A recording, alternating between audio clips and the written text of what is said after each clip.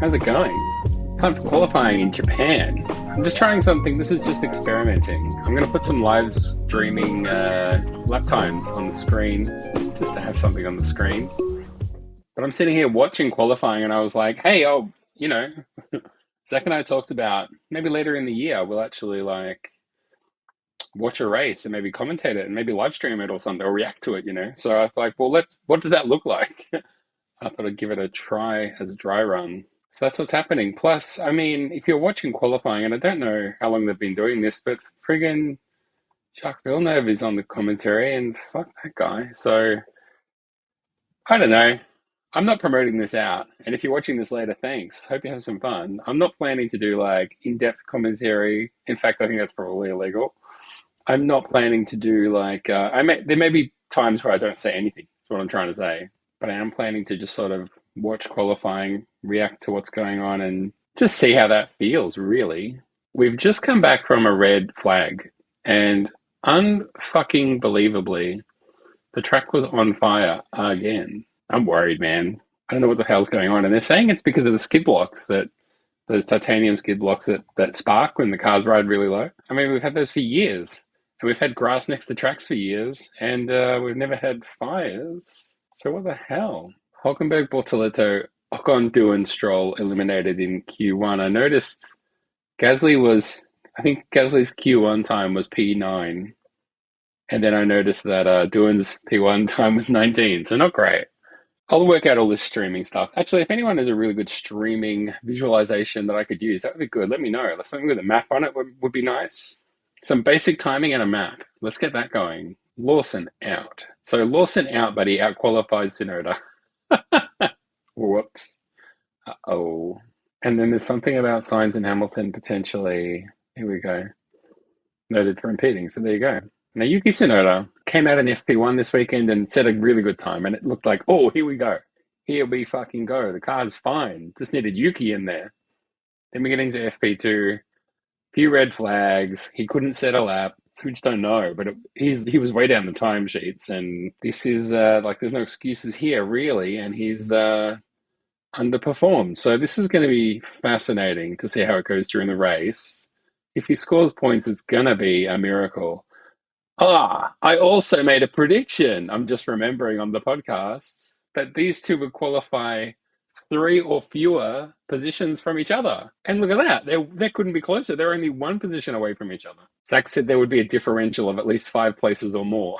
Round one to me in the prediction stakes. So I deserve a reward, or Zach deserves a punishment. I don't mind which. Hey, why not both? Just seeing a replay of Hamilton getting impeded, and that was real bad. He's saying it was Albon, but it was Sainz. He's absolutely getting a penalty for that. We had red flags before because the track was on fire, literally on fire with flames.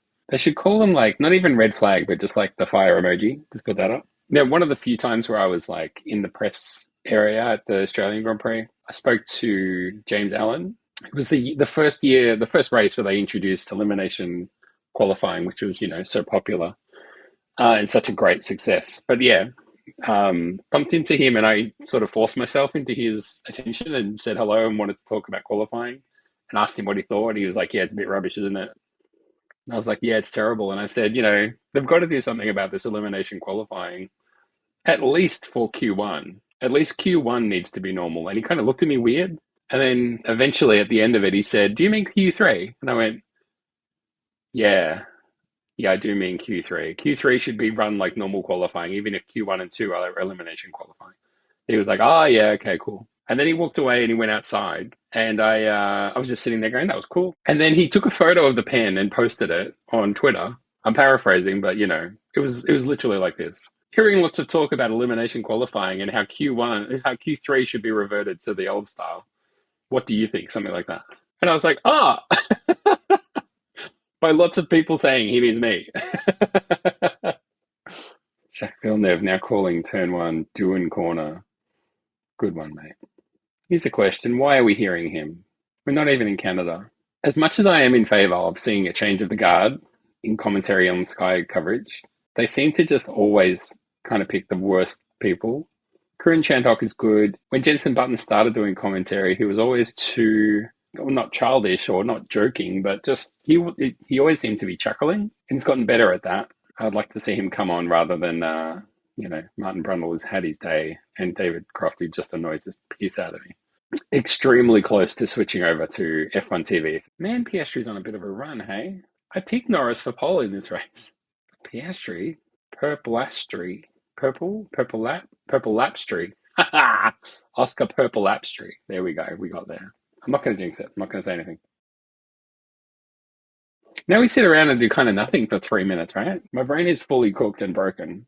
Just generally, but especially today. If there's going to be a move, I would put Verstappen and Leclerc in place, but perhaps Russell might jump Leclerc for third. That's based on vibes, and it's based on the fact that he has been lucking his way into the top three and kind of all kinds of things. Norris will stay where he is. Hamilton will stay where he is. Behrman might get Hatchar, Albon, Antonelli. That feels good.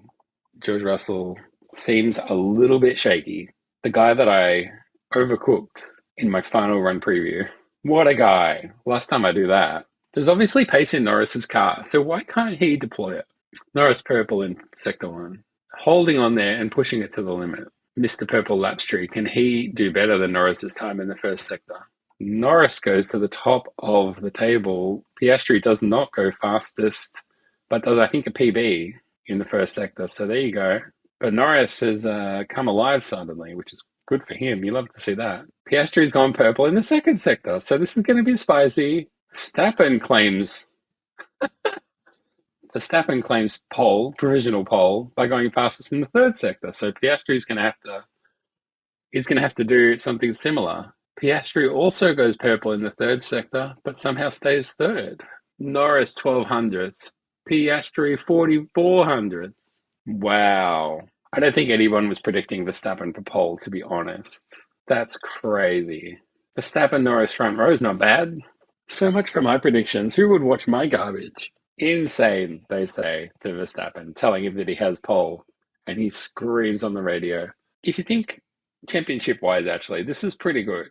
Verstappen, the driver that needs to reclaim some points from McLaren. Norris, the guy leading the championship, who's had problems with starts, and his teammate, one of the only, I don't know, is it fair to say they're the three contenders for the Drivers' Championship, all trying to get it done going into turn one. I don't know that you could ask for much better than that, to be completely honest. I guess we'll see if we ever do anything like that again. But for sure, if there's ever like a race and we wanted to do a live stream, it might be something like that. Thanks for watching, I guess.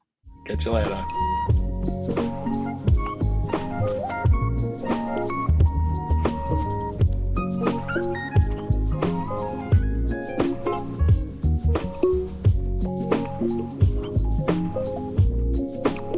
Oh, yeah.